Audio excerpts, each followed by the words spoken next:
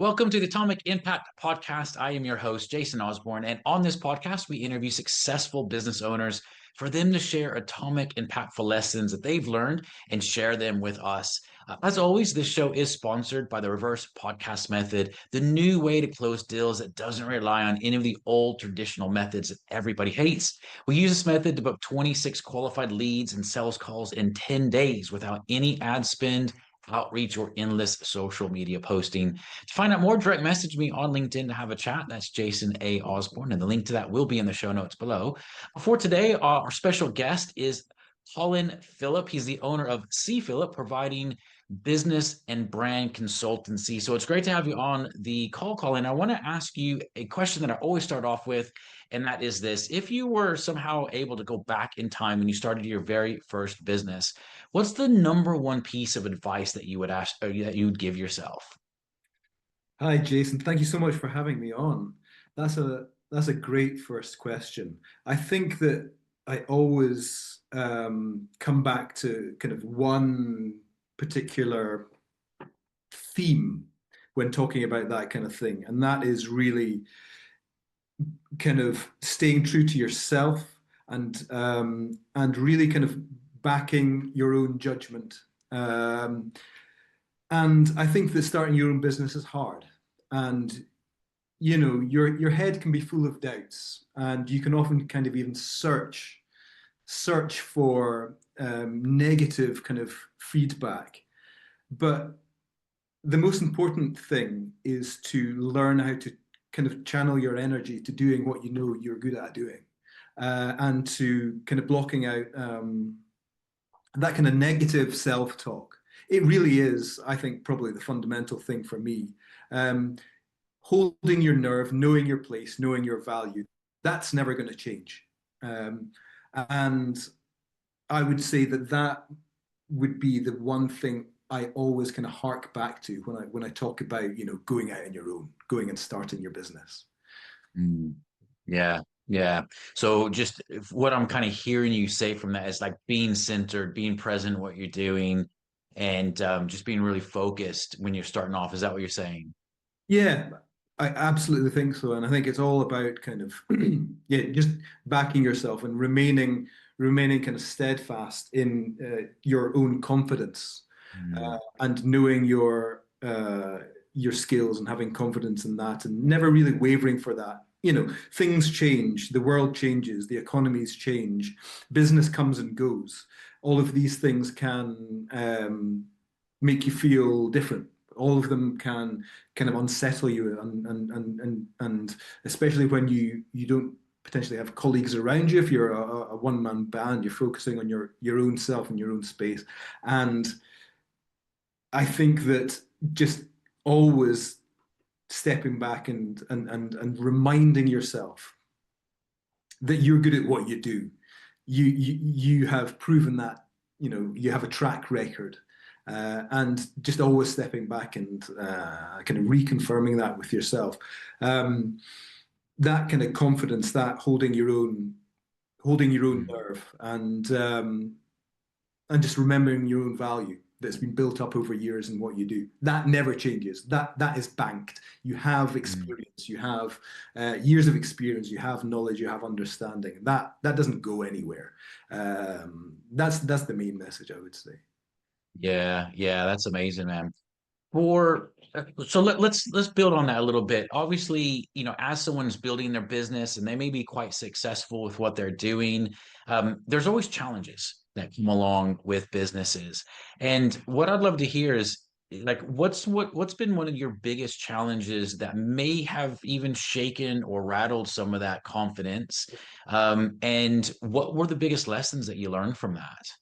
That's really interesting too. And I think I can kind of look at it in the same light. My main challenge is continuing to bring in the business. That's what it's all about. I have the skills, and the skills always develop, but it's continuing to bring in business, win contracts, build partnerships, and build that client base and grow. But it's not always linear progression. And so the things that I've learned are that when there is a month that has, perhaps clients have dropped out of your portfolio, and that Mm. happens. And again, goes back to, there are a million different factors that could come into clients stopping business or taking it elsewhere. And the main thing I've learned, and probably it's still a work in progress, is that not taking anything personally, and again, clicking back into that mindset of I know my value, and Mm. this is never linear. Down months come and go. Progress is long term. Value is long term. Uh, but there will be twists and turns in the road. I've learned always just to kind of back myself, to know my value, and to kind of never compromise that. I think that there have been times, through the years where clients have not immediately understood the value of the branding work, the marketing work, and the consultancy and the expertise that I give them, and want a kind of a Yeah. cheap, quick fix. And cheap, quick marketing work is very easy to come by, but it's not what I do. Um, I've been in the industry for over 20 years. Um, and, you know, quite often when it comes to an engagement with a business that do want that kind of quick, cheap fix, and want to really kind of not look at the value of the consultancy and the thinking and the critical thinking going into the work I do, but really a quick, cheap kind of alternative, whether it's throwing up a website just so they have one, or creating a logo when it's actually you need to think about exactly what the essence of your brand and your company and your customers are. Yeah. Then I've had to can make decisions about saying, well, thank you for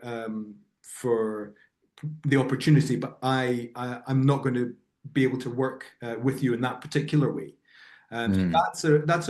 that's a difficult thing, but it's something that I've learned over the years that I must navigate. I must navigate, and I must again come back to my true value and the way that I work, and what I bring to this marketplace as a professional. Yeah.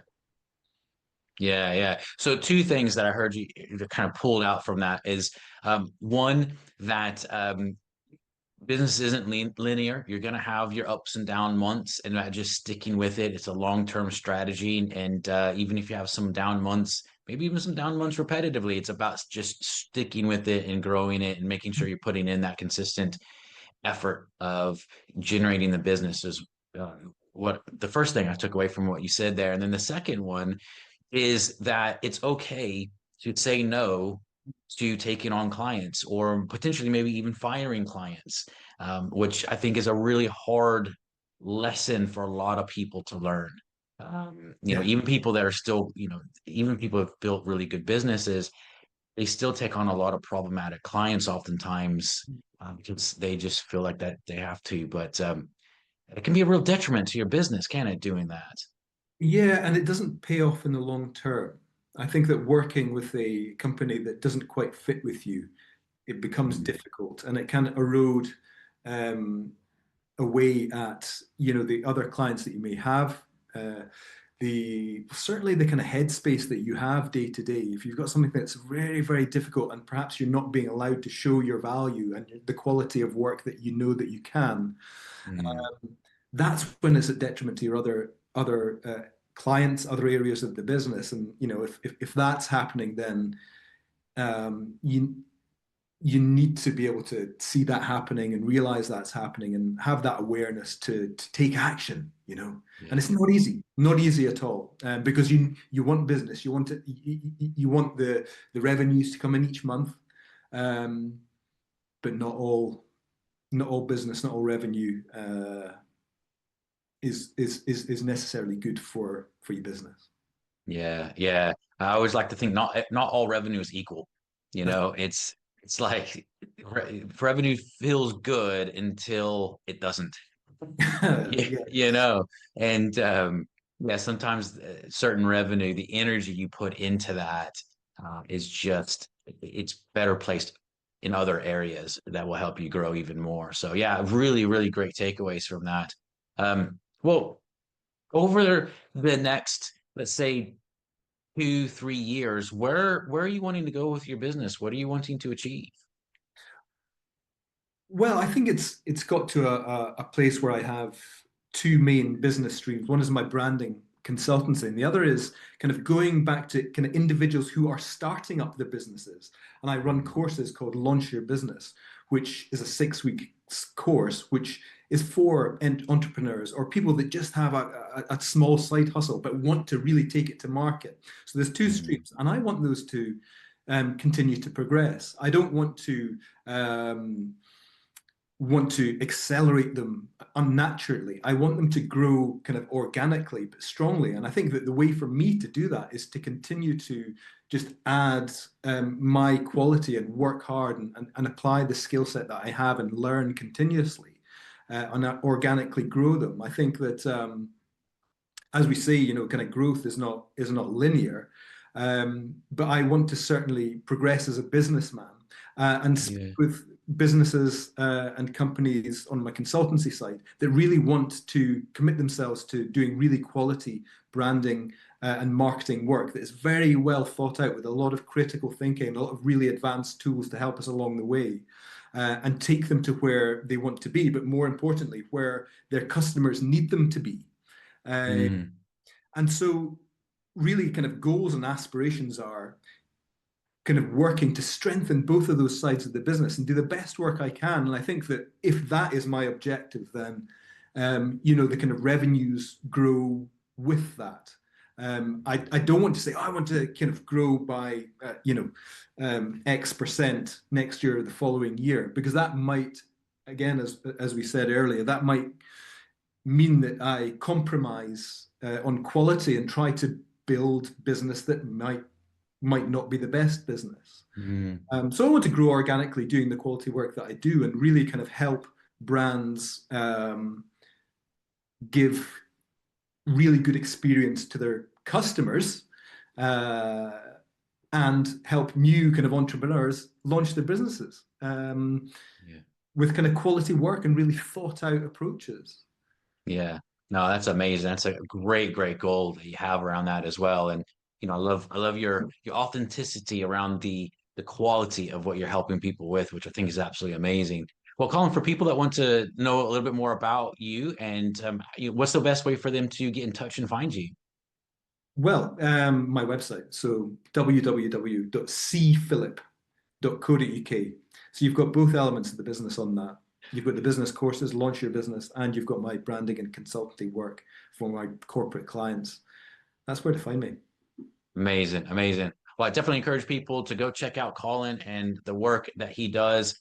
So make sure and check out the website that he just mentioned there as well. So listen, Colin, thank you so much for being on the show. You shared some great insights in just business not being linear, the whole thing around being centered and true to yourself around it, and yeah, just some great, great things that people can take away from. So thank you very much. And as a reminder for everyone listening, this show is sponsored by the Reverse Podcast Method, the new way to close deals that doesn't rely on any of the old traditional methods that everyone hates. To find out more, direct message me on LinkedIn to have a chat. That's Jason A. Osborn, and the link to that will be in the show notes below. And until next episode, stay inspired.